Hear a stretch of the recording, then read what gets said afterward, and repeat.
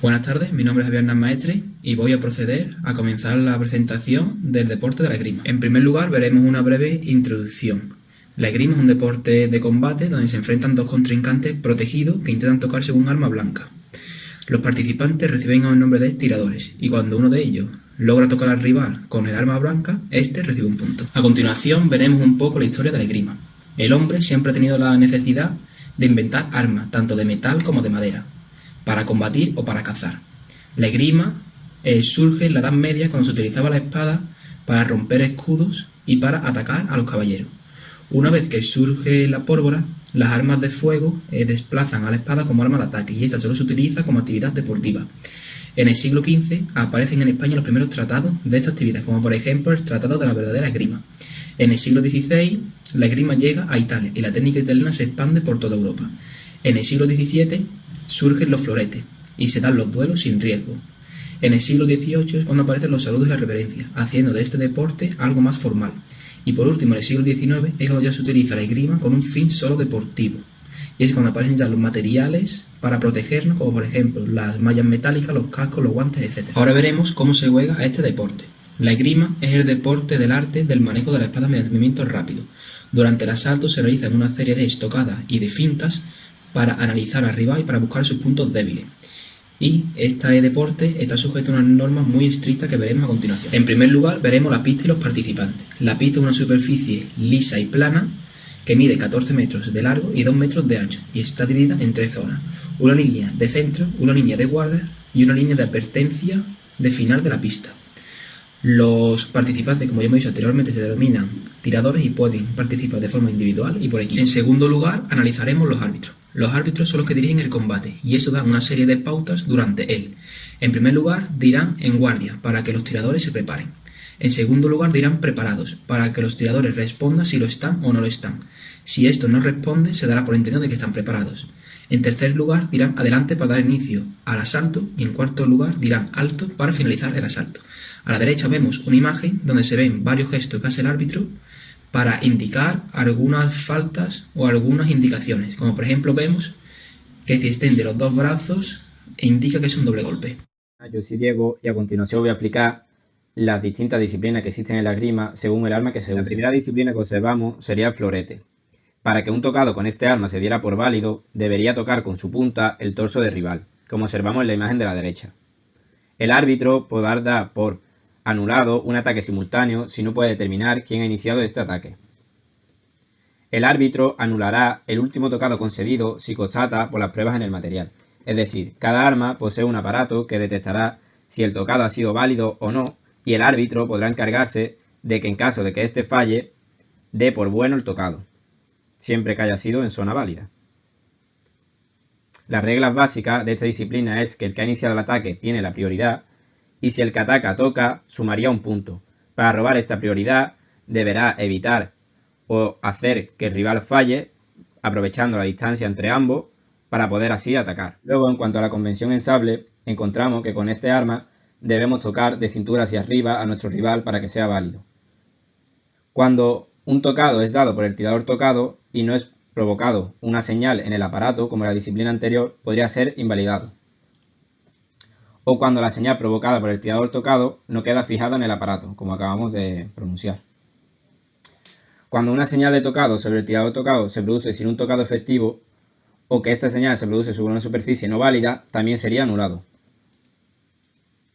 Las reglas básicas encontramos que son las mismas que la disciplina anterior. La espada encontramos que es la más similar a una lucha real, ya que solo cuenta el orden de tocado y para que el tocado sea válido debemos tocar cualquier superficie del cuerpo del rival. Sería no válido cuando un golpe se diese en lo que sería la cazoleta del arma del rival. Cuando un aparato de un arma se pone a funcionar de forma sospechosa del lado de uno de los rivales, el árbitro podrá dar por anulado los tocados y revisar este material. Cuando una señal de un tocado dado por el tirador señalado como tocado se encontraría anulada por un tocado posterior adverso. En ese caso, el árbitro podrá darlo por inválido y revisar el material del arma. Las reglas básicas de esta disciplina es que solo cuenta el orden de tocado, como ya hemos dicho, No se puede declarar un tirador tocado si no ha sido registrado en el aparato, excepto en caso de penalización. Y si el aparato registra 2 tocados seguidos, ambos tiradores sumarán un juego. En cuanto a los combates, encontramos que están divididos en poolés o grupos. Los poolés están formados entre 5 y 10 tiradores, en los cuales, dentro de cada una, todos lucharán contra todos, haciéndose una clasificación general de los tiradores. Se realizarán 3 asaltos de 3 minutos con descanso de 1 minuto. En rondas preliminares vence quien realiza 5 tocados y en ronda de eliminación directa vence quien hace 15 tocados.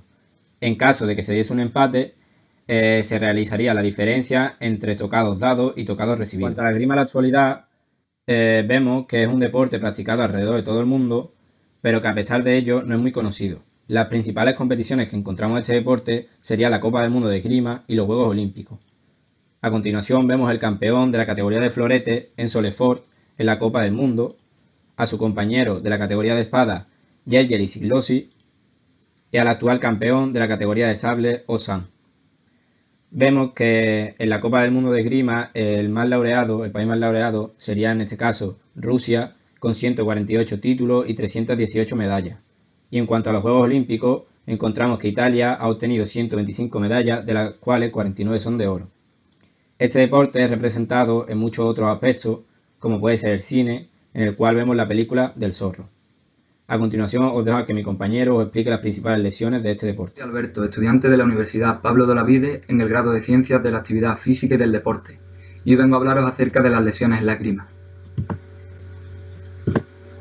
La primera lesión que nos encontramos es la lesión de hombro. Esta lesión se pone de manifiesto en las 3 armas, aunque tiene mayor incidencia en sable, donde se compromete más a esta articulación. El hombro realiza movimientos de abducción y extensión, sufriendo tracciones en el brazo armado.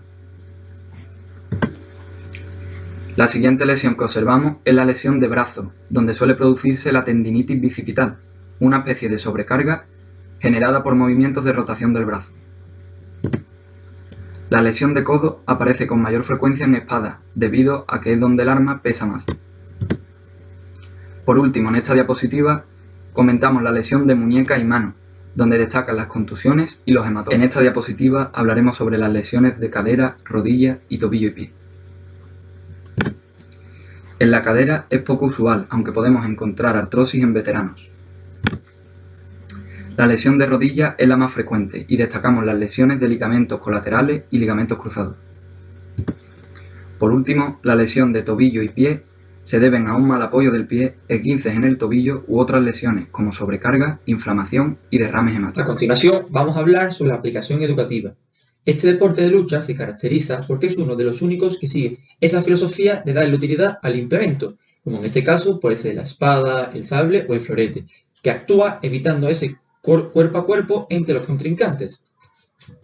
En cuanto a las acciones motrices expresivas, podemos decir que podemos trasladar este deporte hacia la creación y cooperación de la clase para crear una puesta en escena en relación al deporte en sí.